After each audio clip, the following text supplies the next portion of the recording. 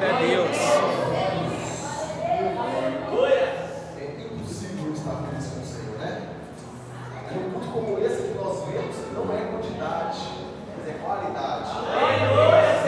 Esse não onde estão muitas pessoas, mas a presença do Senhor é real, notória, porque ele é nacional, tem um culto verdadeiro, um culto que sai de dentro para fora.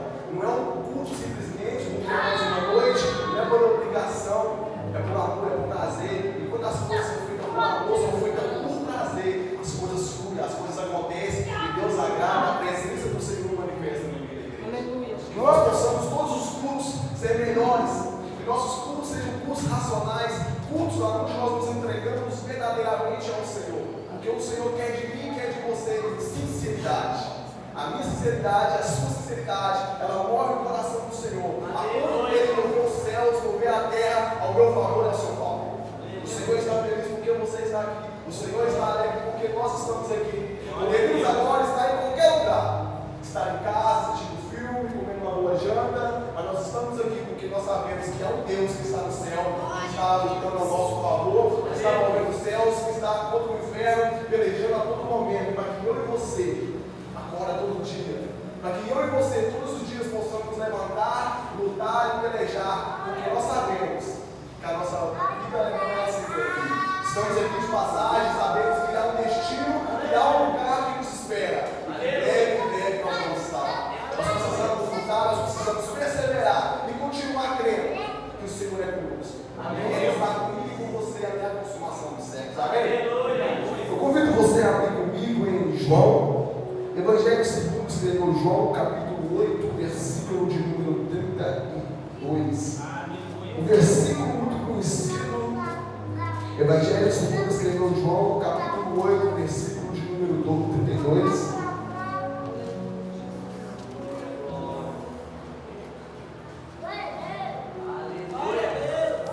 Aleluia.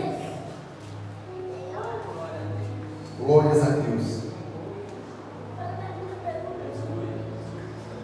Evangelho segundo escreveu o apóstolo João, capítulo de número 8, versículo de número 32. Aleluia. O apóstolo João, discípulo do amor. Glória a Deus.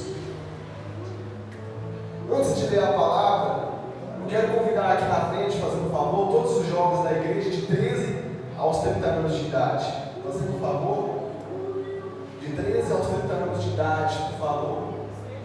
Glória a Deus. Louvado seja o nome do Senhor. Todos os jovens de 13 aos 30 anos de idade. De acordo com o ser humano, a idade do jovem vai até os 30, né? Então, até os 30 anos. Louvado seja o nome do Senhor. Todos os jovens, por favor. Glória a Deus. Santo é o teu nome, Jesus. Glória a Deus.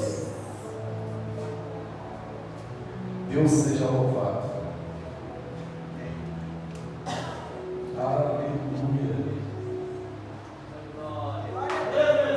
Glória a Deus. Santo é o teu nome, Jesus. Queridos, por muitos anos, desde que o Evangelho, a Bíblia chegou no Brasil, o Evangelho do Senhor tem crescido de uma maneira extraordinária. Ao decorrer dos anos, a igreja do Senhor tem crescido. Às vezes as pessoas se perguntam por que tantas igrejas se há só um Deus. Isso por um lado é ruim, mas por um lado é bom. É ruim no sentido de que há uma divisão entre adventistas, pentecostais, assembleianos, metodistas. Mas é um sinal bom porque as pessoas, se ela gosta de uma igreja, ela pode estar em outra. Só que no decorrer dos anos, pastor, os jovens foram muitos desprezados pelas igrejas. Os jovens nunca tiveram os seus valores merecidos como deveriam ter sido. O fato de ter um cargo sobre os jovens, isso fez com que muitos jovens saíssem da igreja. Muitos usos e costumes, muitas doutrinas, muitas regras que as igrejas criaram, simplesmente fizeram com que muitos jovens se desviassem e se afastassem da presença do Senhor, e não fez com que eles não quisessem mais ir para a casa do Senhor, porque havia um regime muito pesado, um cargo muito pesado. E por muitos anos, as pessoas mais velhas, os adultos, não estou desprezando ninguém, que alguns irmãos me entendam, sempre tiveram seu papel importante, sempre foram notórios, sempre tiveram tiveram seus lugares de destaque, enquanto os jovens simplesmente eram como se fossem filhos que só tem que ficar no cantinho quieto e não podiam fazer nada. Mas com os anos, nós começamos a ver que as coisas têm mudado. Nós temos visto que as pessoas começaram a enxergar e começaram a entender a importância do jovem na igreja. Eles começaram a reconhecer o ministério que tem na vida dos jovens. Eles começaram a reconhecer o que Deus tem para fazer na vida dos jovens. Não é coisa simples, é uma coisa extraordinária. Por quê? Porque os jovens, eles têm a força, eles têm a coragem que muitos adultos não têm. Eles se dedicam mais na obra do Senhor quando eles pegam para fazer. Você pode observar que quando se chama para o evangelismo, a maioria das vezes vai mais jovens do que adultos. Quando se chama para fazer uma obra social, vai mais jovens do que os adultos. Os jovens nos dias de hoje se proporcionam uma obra mais do que muitos adultos. E para honra e glória do Senhor, com o decorrer dos anos, com o decorrer dos tempos, os jovens têm sido valorizados. E às vezes nós que somos jovens, nós esperamos as pessoas que nós mais amamos palavras de positividade. Nós esperamos aquelas pessoas que estão ao nosso redor, às vezes o pai, às vezes a mãe, às vezes o irmão, aquelas pessoas que você precisa ouvir dela, vai, continua, vai dar certo, siga, prossiga, porque Deus é contigo. Mas não, mas às vezes vem palavras que vêm para nos fazer parar, destruir, desanimar. Pessoas que dão legalidade para o inimigo para serem usadas para simplesmente fazer nós parar. Mas eu quero dizer para cada um de vocês que está aqui nessa frente, e aqueles também que não quiseram vir, eu quero dizer para vocês que a obra que Deus tem na vida de cada um de vocês é grande. Eu creio que Deus vai derramar um avivamento nesses últimos dias que vai atingir toda a esfera da igreja. Mas de uma maneira extraordinária vai atingir os jovens. A Bíblia diz que nos filhos dos tempos o Senhor derramaria o seu espírito.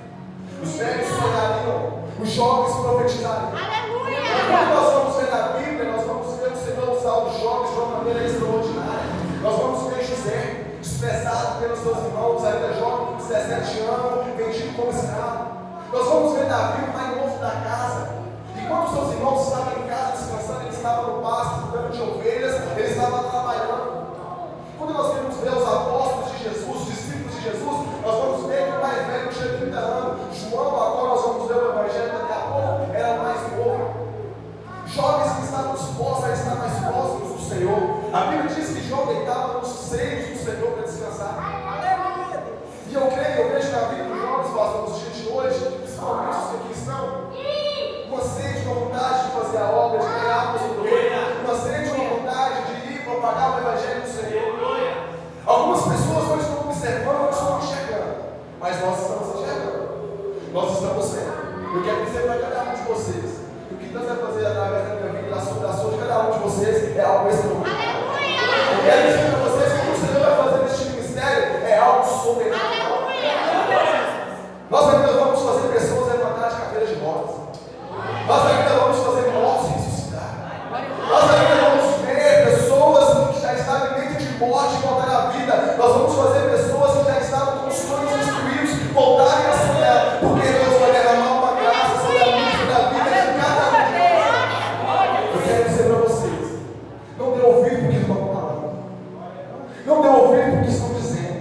Às vezes as palavras vêm, machuca, dói, com certeza, porque somos seres humanos, nós temos sentimentos, e esses sentimentos simplesmente fazem às vezes nós escurecer e querer parar. Mas vocês não vão parar. Aleluia! Não coloca um ponto final onde o autor da vida ainda está escrevendo. A partir de hoje, Deus está colocando uma vírgula e está começando a escrever uma nova história dessa igreja através da vida de cada um de vocês. Eu quero que a igreja comece a orar comigo neste momento. Vamos orar para que o Senhor possa fortalecer. Orar para que o Senhor venha visitar no leito, no momento de dormir, no momento de descanso, no momento do trabalho, no momento da escola.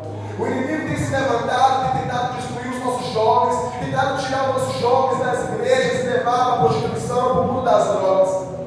Mas o Senhor vai derramar o Espírito Santo dele sobre essa geração. E eu creio que através desses jovens, desses adolescentes, grandes coisas fará o Senhor. Jovens que por muito tempo foram desprezados, jovens que por muito tempo não tiveram seus devidos valores reconhecidos.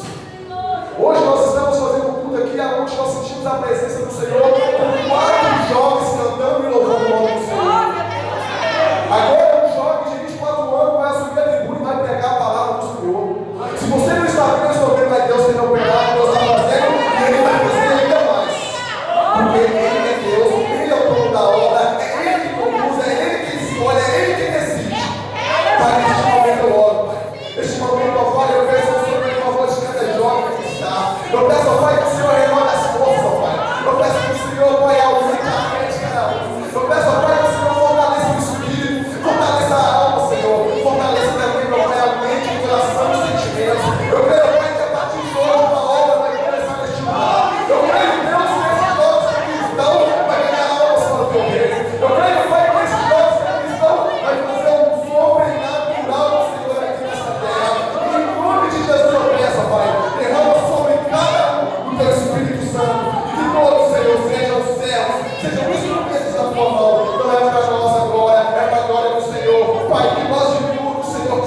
Que a tua luz, meu Pai, resplandeça sobre cada um.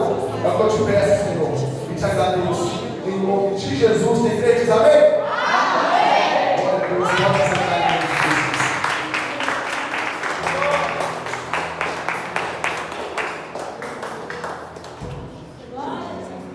Glória a Deus.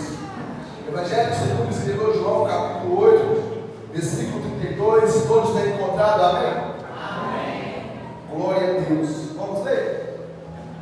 E conhecerão a verdade, e a verdade os libertará. Vamos? E conhecerão a verdade, e a verdade os libertará. Conhecerão a verdade, e a verdade os libertará. Conhecerão a verdade, e a verdade os libertará. Glória a Deus. Podemos assentar em nome de Jesus, amém? Glória a Deus.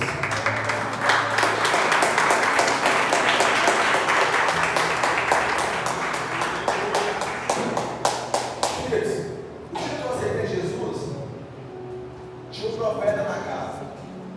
O profeta falou para mim que o chamado que o Senhor tinha para a minha vida era um chamado de profeta. Ele abriu para mim a Bíblia, se eu não me engano, Isaías, Jeremias 49, aonde diz que o Senhor tinha me escolhido desde o ventre da minha mãe. Poucos dias lá na casa da irmã Domingas, quando nós ainda cultuávamos lá, Deus usou a irmã Maria e disse para mim continuar pregando o que eu tinha que pregar. Porque muitas pessoas ouviriam o que eu tinha para falar, o que eu tinha para pregar. E eu falei, Senhor, se for para mim fazer a tua obra, fazer a tua, pregar a tua palavra, fazer a tua vontade, que eu faça com sinceridade e com verdade. Uma coisa que eu tenho medo, pastor, é de subir no altar do Senhor e falar heresias, falar mentiras, falar coisas que a Bíblia não diz.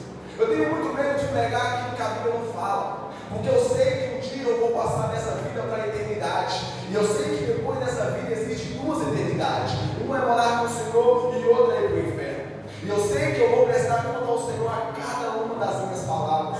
Então eu me preocupo muito com o que eu vou falar. Porque eu sei que se eu falar besteira, se eu falar heresias, o Senhor vai cobrar de mim e o castigo vai ser grande. E eu trouxe na minha vida uma frase de um grande pai da igreja chamado John Roche. A frase é a seguinte: prefiro ofendê-los com a verdade do que matá-los com a mentira. É melhor eu ofender você, cada um de vocês aqui, te falando a verdade, do que eu dizer para você uma mentira que vai fazer você viver uma vida errante e você vai continuar vivendo achando que aquilo é verdade e simplesmente morrer naquela mentira e ser condenado ao inferno. Eu não vou vir aqui para falar mentiras, eu vou vir aqui para falar a verdade. E quando eu lembrei dessa profecia, quarta-feira, o pastor Carlos falando sobre o profeta, aonde o Senhor levantou profetas, e aqui ele falava sobre o profeta Isaías, se não me engano. Ele falava que o Senhor levanta os profetas, porque os profetas são aqueles levantados pelo Senhor para dizer aquilo que o Senhor manda ao ser humano. Eu quero dizer para você hoje sobre verdade.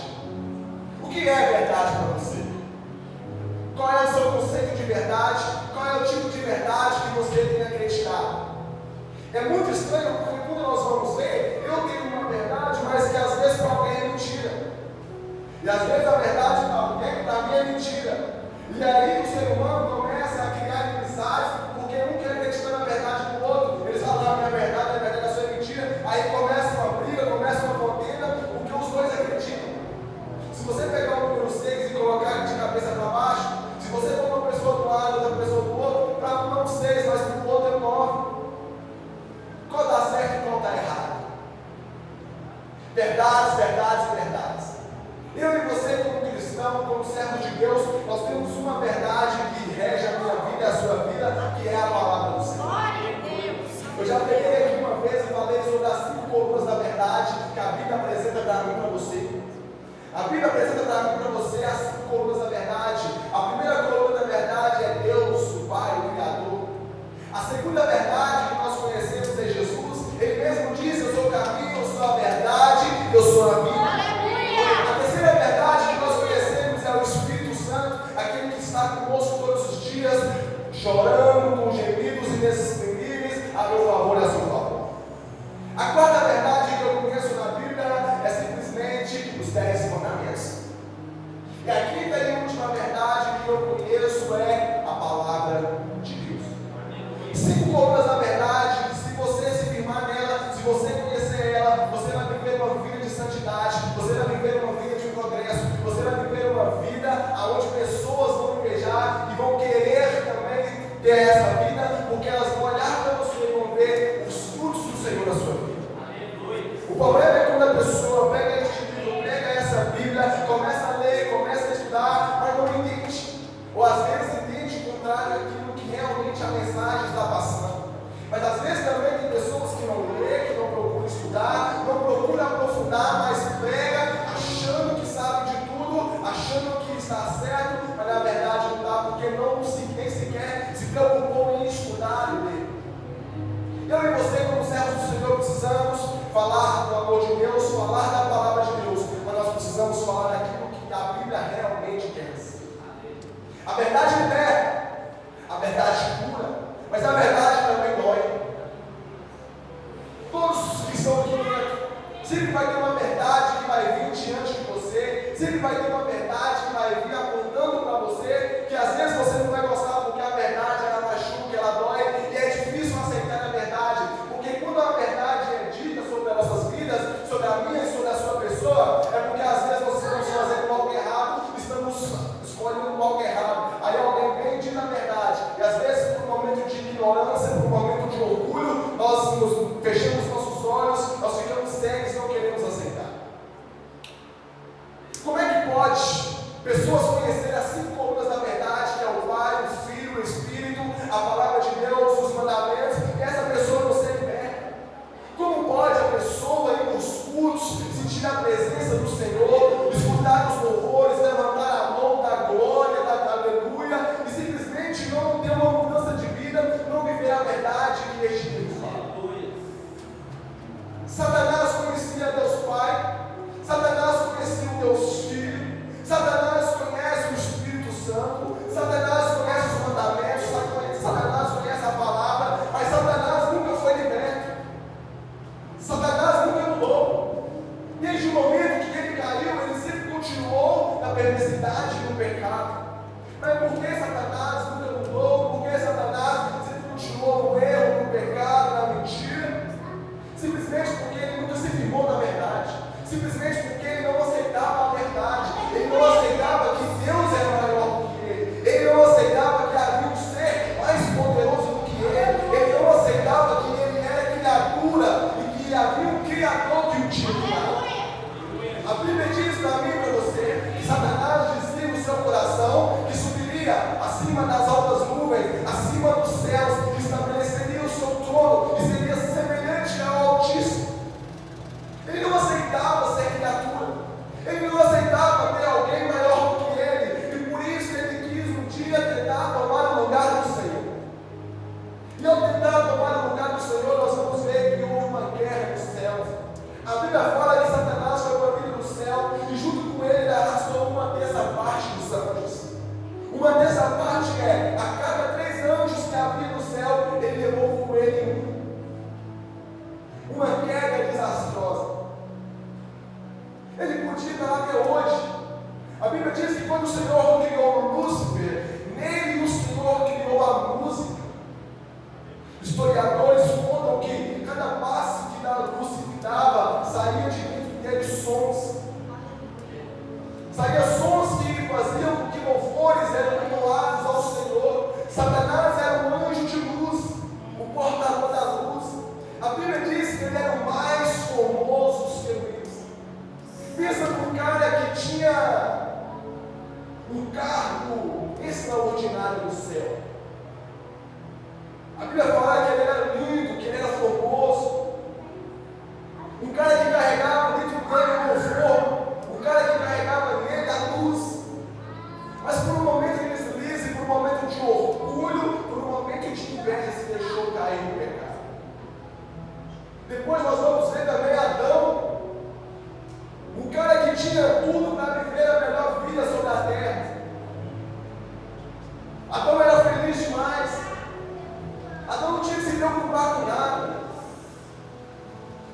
Ele simplesmente só acordava, dormia, comia. Ele não precisava se preocupar com nada, porque tudo era muito bom. A Bíblia diz que onde ele morava se chamava paraíso. Paraíso fala de algo mais quer estar, e é por isso que nós estamos aqui, porque nós queremos chegar ao paraíso. Nós queremos chegar neste lugar aonde Adão não deu tanto valor. Nós nem conhecemos, nós nem sabemos, nós nunca vimos, mas nós sabemos que é um lugar bom, e por isso nós todos os dias negamos as nossas vontades, negamos os nossos prazeres, para viver uma vida com o Senhor, para estar neste lugar um dia. Um lugar que é bom, perfeito, agradável, e melhor ainda, onde o Senhor vai estar conosco todos os dias. O problema é que as pessoas conhecem essas 5 colunas da verdade, mas elas nunca se firmam nelas. É muito bom vir no culto, é muito bom louvar, é muito bom pregar, é muito bom participar da reunião. Mas depois daqui tem uma vida que continua. Depois daqui tem uma vida que segue. É muito bom pedir uma roupa bonita, estar aqui e parecer para as pessoas que nós somos realmente cristãos. É muito bom quando as pessoas olham para nós e veem nós com a vestidura de cristão, com a Bíblia debaixo do braço e dizem que ele é servo. Mas será que é servo? Será que nós estamos realmente servindo a esse Deus que nós tanto falamos? Será que nós estamos todos os dias lendo as nossas escrituras sagradas para poder conhecer mais deste Deus? Porque se a Bíblia Sagrada tivesse sido tirada da terra, nós não conheceríamos o Senhor. Se eu e você conhecem o Senhor, é porque alguém tinha escrito sobre ele. Nós precisamos valorizar este livro, porque este livro apresenta para mim e para você uma escapatória do inferno. Este livro apresenta para mim e para você um lugar melhor do que o que nós vivemos. O problema é que pessoas têm desvalorizado, pessoas têm pegado este livro e feito dele simplesmente uma ferramenta para acusar, para julgar outras pessoas. Pessoas que estão vivendo uma vida de ilusão, que estão achando que são, mas na verdade não são. Pessoas que simplesmente não têm vivido aquilo que realmente tem que viver. Isso é preocupante, por quê?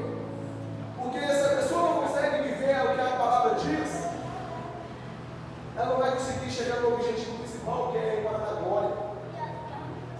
E nós que somos pregadores da palavra, nós que subimos a tribuna, nós precisamos pegar e abrir os olhos daqueles que estão ouvindo. Eu preciso dizer para você nessa noite que você precisa começar a praticar a escritura. Não podemos viver só de ouvir, não podemos viver só de falar, mas nós precisamos viver de praticar. O irmão pregou aqui que a única coisa que separa o ser humano de Deus é o pecado. O pecado é a barreira que está na nossa frente, é a frente de Deus que nos impede de nos aproximarmos dele. Mas o que é pecado para você? O que é errado? O que é pecado? Como você analisa o pecado? Como você avalia o erro? Porque eu acho engraçado, porque tem texto da Bíblia que a gente usa, quando a gente lê, a gente usa ele para mudar de vida. Nós saímos de um estágio de vida e passamos para outro. Mas tem pessoas que leem o mesmo versículo e usam ele para simplesmente justificar os seus erros. Já viu pessoas que bebem quando querem justificar o seu vício? A Bíblia não condena beber. Pessoas usam isso. E tantas coisas que as pessoas usam simplesmente para justificar os seus pecados. Enquanto a Bíblia não é para ser usada para justificar pecado, mas é para justificar o nome do Senhor.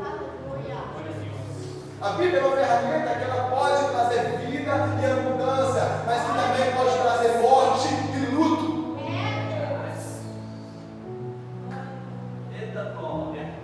A Bíblia é simplesmente palavra de Deus. Foi escrita por homens, correto? Mas inspirados pelo Senhor. Você já parou para pensar? A Bíblia foi escrita no período de 1600 anos, escrita por cerca de 40 autores diferentes, autores de épocas diferentes, de anos diferentes, de coisas diferentes, mas quando escreve falando do mesmo Deus, escreve simplesmente completando a mensagem do outro. Você vai ver, por exemplo, os evangelhos simplesmente completando aquilo que já apontava em Gênesis, que é apontado em Êxodo, Levítico, Números, Deuteronômio e assim por diante. Você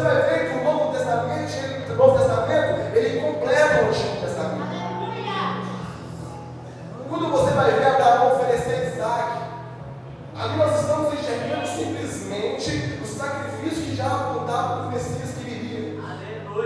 Mas quando você começa a analisar a história de Isaac, aponta sim a vida do Messias que viria. Mas quando você começa a analisar as duas histórias, a do Messias e a do filho de Abraão, você vai ver uma diferença extraordinária. Porque quando o Senhor pede a Abraão e Isaac, o Senhor fala: Abraão, pega o seu único filho, a quem você ama. Abraão não tinha só Isaac. Abraão não tinha só um filho. Abraão já tinha tido Ismael com a sua serva de Sara, Agar. Ismael estava morando no deserto. Se o Senhor disse para Abraão: Abraão, me dá o seu filho como sacrifício, Abraão provavelmente iria no deserto, buscaria Ismael e oferecia Ismael ao Senhor. Mas o Senhor diz: não, Abraão, me dá o seu único filho a quem você ama. Por quê? Isaac era o filho da promessa. Isaac convivia com Abraão. A compaixão, o amor de Abraão por Isaac era muito maior do que ele tinha por Ismael. Então o Senhor diz: Abraão, me dá o seu filho. Para Abraão, Deus pede o seu filho. Mas para mim e você, ele entregou o seu filho. Para mim e você, ele entregou o seu único filho, o seu unigênito Jesus. Até aí tudo bem. A Bíblia diz então que Abraão pega o menino, ele pega a lenha, pega as pedras, pega o fogo, pega tudo o que precisava para o holocausto, para o sacrifício que o Senhor tinha pedido. Enquanto Abraão está caminhando com Isaac para o monte para oferecer Isaac ao Senhor, a Bíblia diz que o menino começa a perguntar: pai, cadê o cordeiro? Pai, o Senhor trouxe a lenha, o Senhor trouxe as cordas, o Senhor trouxe o fogo, o Senhor trouxe tudo que precisa para oferecer o sacrifício. Pai, mas cadê o cordeiro? A Bíblia diz que Abraão virou para o seu filho e falou: filho, Deus proverá. Quando eles chegaram no lugar, a Bíblia diz que Abraão chamou os servos que estavam com eles e diz: fiquem aqui com o jumento, eu e o menino vamos oferecer o sacrifício, e logo nós voltaremos. Já parou para analisar essa frase? Já logo voltaremos? Como assim voltaremos se você está indo oferecer Isaac? Como você vai voltar se você está indo matar o menino? Como ele diz voltaremos se ele sabe que Isaac vai ser morto? Abraão nunca tinha ouvido falar de um milagre de ressurreição. Abraão não conhecia a Bíblia. Abraão não tinha uma regra de fé. Abraão simplesmente tinha uma fé no Deus que o chamou da sua terra. Abraão cria que o Senhor enviaria um cordeiro e simplesmente ele voltaria para o seu filho. E logo voltaremos, ele vai. E quando chega lá, ele vai oferecer um menino a ponto de realmente matá-lo. E na hora que ele vai matar, o Senhor diz do céu: Abraão, Abraão, o Senhor impede o sacrifício. Lá no monte, o Senhor gritou: Abraão, Abraão, já vi que você tem fé. Na cruz do Calvário, o Deus que gritou para livrar Isaac teve que virar as costas para o seu próprio filho, para que se cumprisse o sacrifício pela minha e pela sua vida. O Deus que por momento nenhum, por usurpação, tentou ser igual a Deus, se esvaziou de si mesmo, assumiu uma forma de servo, desceu aqui nessa terra, passou por um processo dolorido, passou por um processo árduo, passou por um processo que o homem jamais suportaria sem merecer. O Jesus que veio mostrando para o ser humano sobre o reino dos céus, sobre o novo reino, que vem simplesmente ensinando novas leis, ensinando que devemos amar o nosso inimigo, ensinando que nós, se quisermos sermos grandes, temos que ser pequenos, que se quisermos aparecer, nós temos que desaparecer, se quisermos ser salvos, precisamos nos negar, e se quisermos chegar na divindade, precisamos carregar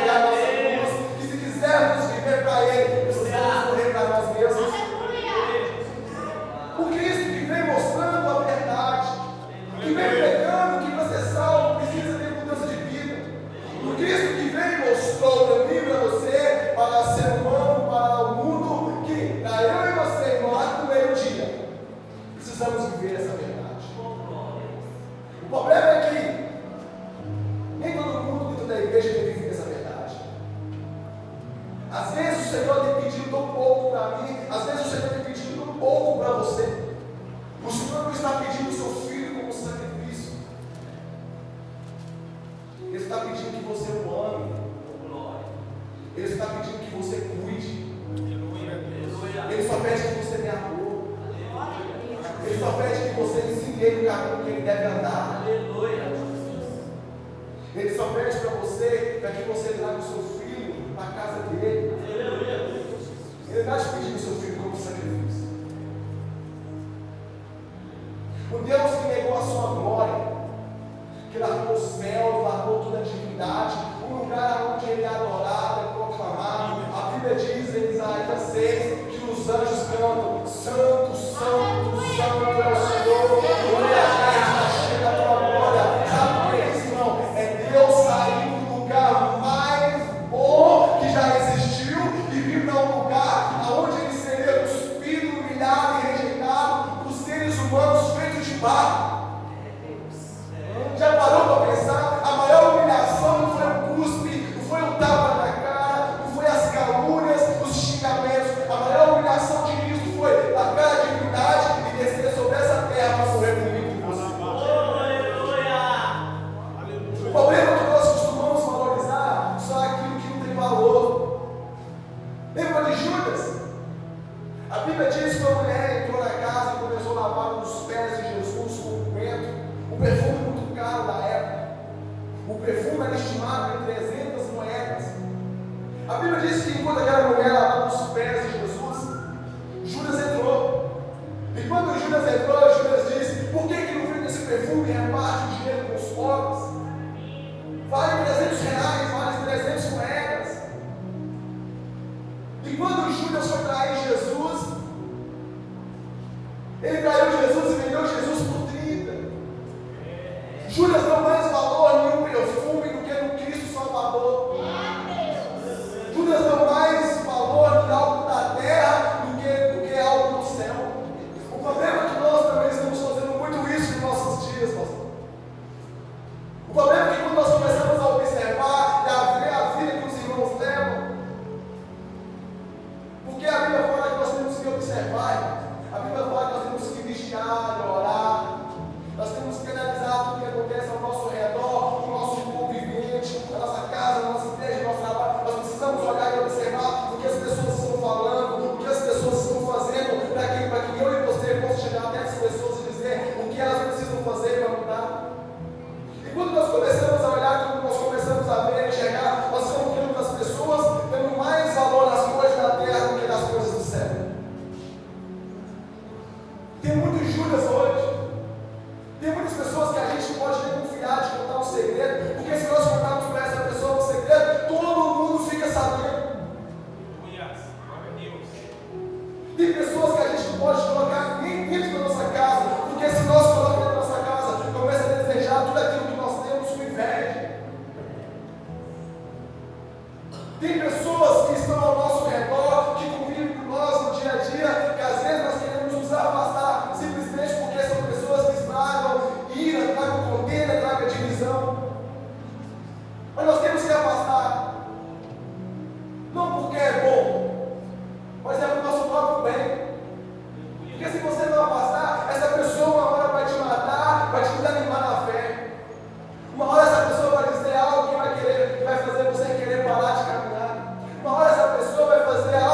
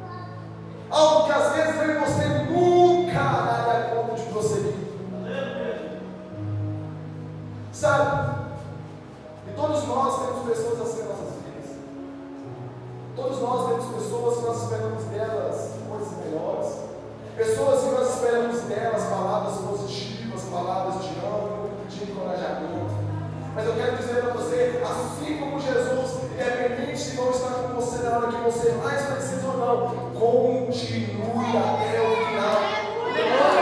Não pare no meio do processo, não pare no meio da caminhada, porque se você parar, vai ser ruim para você. Imagina se Jesus parasse no meio do caminho. A Bíblia diz que quando Jesus acabou de celebrar a última ceia, ele cantou um hino.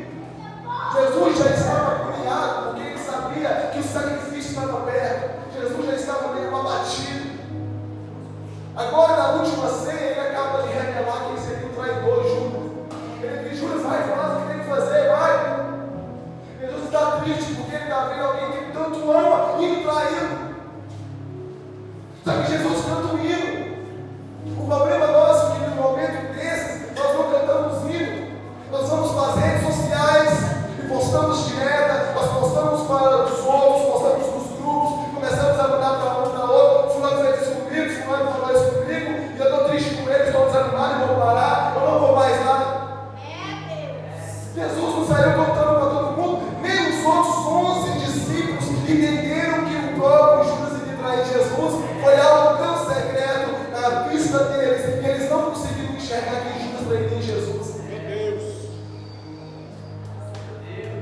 E quando Jesus desce, depois de cantar o hino, ele começa a subir no jardim de Getsemane. E quando ele começa a passar aquele momento de agonia, ele confiando naqueles homens, ele diz: Ei, Tiago e João, vamos comigo um pouco mais adiante, me ajude neste momento. A minha alma está aflita. Ele sobe um pouco mais adiante com esses 3 homens, os homens de maior confiança. Irmão, Jesus não tinha só 12 discípulos, não.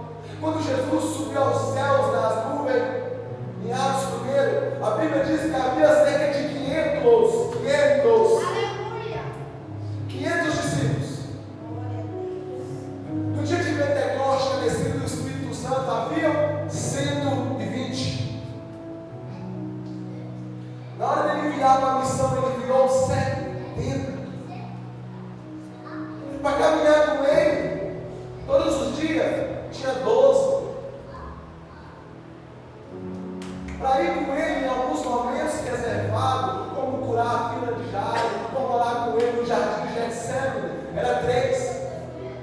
Mas quem deitava aqui era um, João. Só que de 12, 3 era aqueles que Jesus ainda confiava mais do que os outros. João, Tiago e Pedro. Jesus chama eles e diz: a minha alma está aflita, vem comigo neste momento de aflição e ajude em oração. Sabe, às vezes tem pessoas que você queria poder contar com elas, mas na hora que você vai pedir ajuda, ela: não, estou ocupado, não dá, ela sempre arruma desculpa. Jesus precisa dos 3, e quando Jesus está sofrendo, chorando, suando sangue, eles estão dormindo. Eles não estão preocupados com o que Jesus está passando. Jesus está dizendo: ei, eu estou aflito, a minha alma está abatida. Eles estão vendo Jesus escorrendo sangue pelo seu corpo e eles estão dormindo. O problema é que tem muitas pessoas que estão dormindo, pessoas que não podemos contar na hora que nós mais precisamos, pessoas que estão conosco no momento de ver o pão multiplicar, pessoas que só estão conosco na hora do milagre, na hora da bonança, na hora do churrasco, na hora boa, mas no momento que nós mais precisamos, elas viram as costas.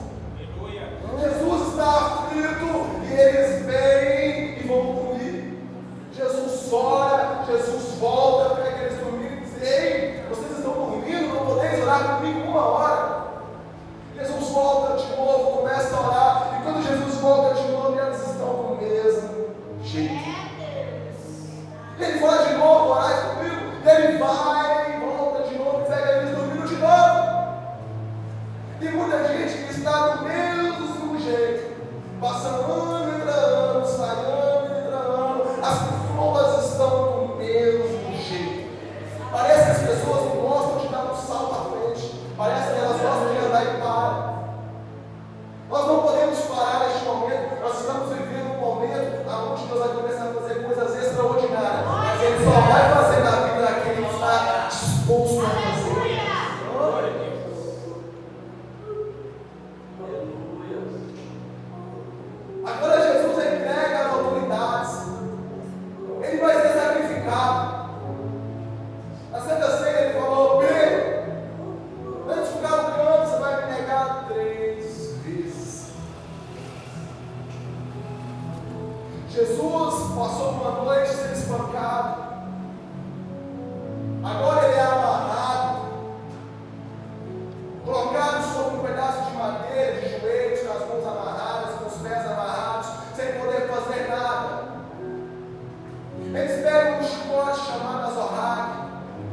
chicote de 12 cordas, em cada ponta tinha ferros e ponta de ossos.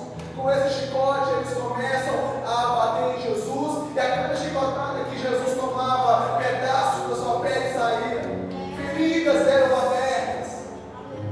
Por mim e por você, pela minha vida e pela sua vida. Ele passa tudo isso para nós viver uma vida de qualquer jeito, achando que vai para o céu.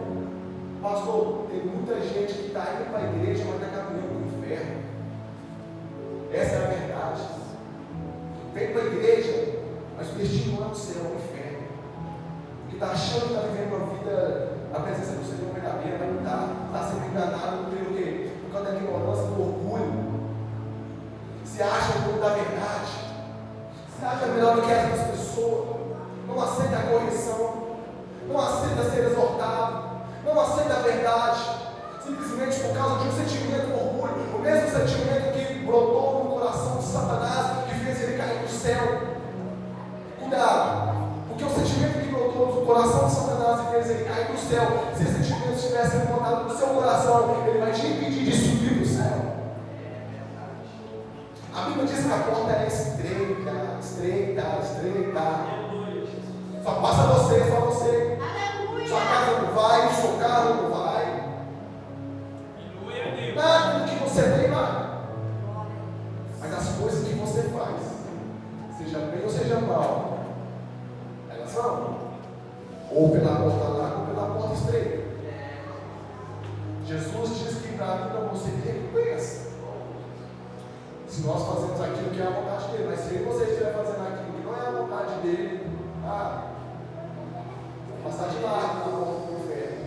A verdade é essa. Tem muita gente que acha que vai para o céu, mas na verdade acha que vai para o inferno. E isso dentro da igreja. Não estou falando tudo, não. Estou falando aqui, dentro da igreja. Mas irmão, deixa aí, aqui dentro da nossa igreja, dentro do samaritano, tem pessoas assim, que estão vindo para a igreja, participam, e mesmo assim vai para o inferno. Que certeza é essa que você tem de falar uma coisa dessa? Você é doido, você vai assustar os irmãos. O joio, ele cresce no meio do trigo.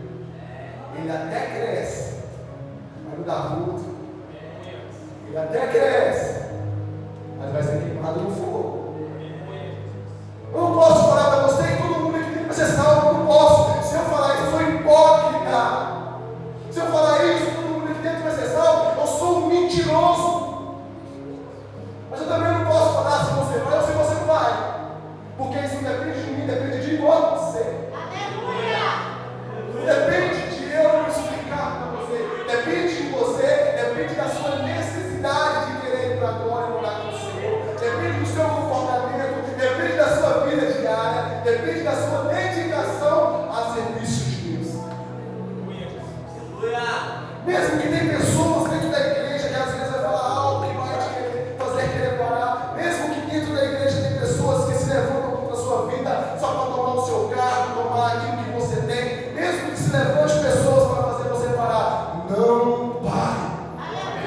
Sabe por quê? Tem uma coisa que é extraordinária em Jesus, em Deus, algo que as pessoas não param para pensar, pastor. Jesus, quando ele chama alguém, ele aponta destino. Nosso destino é o céu. Ele chamou José, ele mostrou para José um sonho. José teve um sonho, viu a lua, viu o sol, e viu as estrelas que foram diante dele. Ele falou, ele pensou e viu, ele seria um governador. Isso aos 17 anos de idade, ele seria governador. Deus mostrou, ei José, você vai ser governador, mas Deus não mostrou a forma, Deus não mostrou as cadeias, Deus não mostrou o processo. Deus chamou Davi, ungiu Davi aos 17 anos, Davi, você vai ser rei de Israel. Deus apontou o destino, mas não apontou o processo. O processo foi dolorido, o processo foi de perseguição, dor, sofrimento, angústia, choro, mas ele não parou. O problema é que tem pessoas que querem chegar lá, mas acham que vai ser fácil. Pessoas que querem chegar lá, mas querem viver de qualquer jeito. Não vai chegar, não vai. O céu não é para qualquer um, o céu é para aquele que nega a si mesmo. Jesus disse: aquele que quiser vir após mim,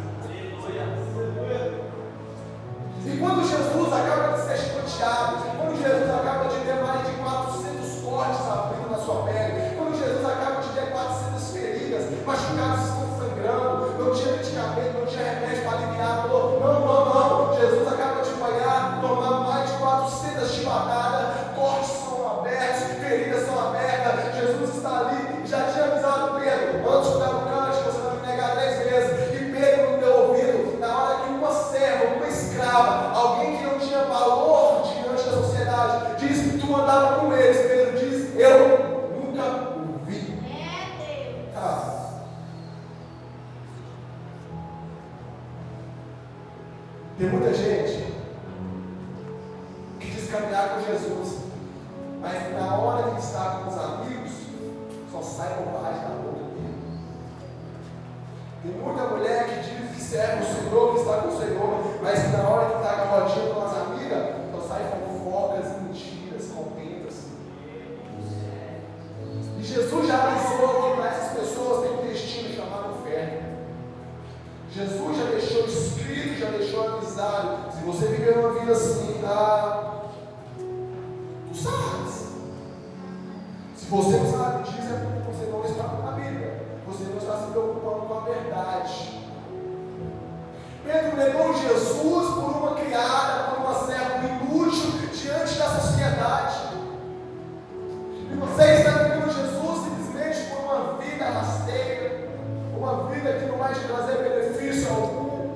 Às vezes você tem deixado de servir ao Senhor por algo inútil, com a mesma atitude de Pedro, só com coisas diferentes. Jesus, quando saiu ali daquele lugar todo machucado, a Bíblia diz, irmãos, que Jesus virou a cabeça para o lado de Pedro. Jesus olhou para Pedro, a Bíblia diz que Pedro simplesmente chorou amargamente, porque Pedro viu o que tinha feito. Vai chegar um dia que, se você não mudar a sua vida, se você não mudar o seu comportamento, Jesus não vai só olhar para você, mas vai dizer: afasta-te de mim, porque eu não vos conheço. O problema é que nós achamos que as coisas acontecem na vida dos outros. É só o outro que vai para o inferno. É só o outro que não vai chegar. Aquele é um fracassado, aquele é um inútil, aquele não vale nada. Eu sou cego, eu sou cristão, eu sou levita, eu sou aquilo outro. E não se enxerga. Se acha tanto, como diz o pastor Michael. Tem crente que se acha tanto, que se ele brincar de esconde-esconde, ele se acha. Não é para brincar de esconde-esconde com essa pessoa. Ela se acha. Pessoas que se acham superiores às outras, simplesmente pisam na pessoa com palavras, com atitudes, esquecendo que aquele que vive ele está com ele. Aleluia! Esquecendo que há um memorial no céu que anota as minhas e as suas atitudes. Aquele que não dorme, o guarda de Israel. Ele está observando, ele está vendo tudo que eu e você fala, ele está observando tudo que eu e você faz. Meu irmão, você está achando essa pornografia, esse filme pornô que você está assistindo, isso não vai te dar brincadeira. Ele diz: Deus está vendo. Deus está vendo todos os pecados ocultos que você comete fora das pessoas, longe do pastor, longe da esposa, longe do marido. Deus está vendo essa conversa que você está tendo com essa menininha. Deus está vendo as curtidas que você tem dado nas redes sociais, nas fotos das mulheres que não é sua.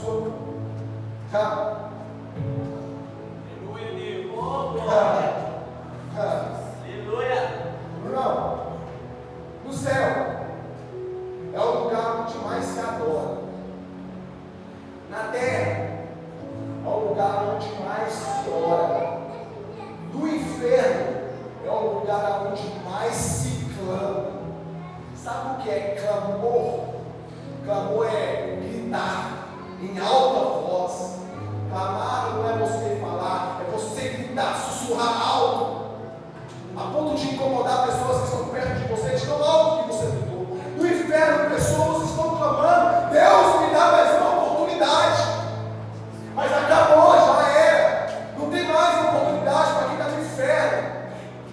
Vamos se separar para analisar o sofrimento que é no inferno. O maior sofrimento do inferno não é o fogo que queima, não é o bicho que não morre. O maior sofrimento do inferno é a pessoa saber que tem uma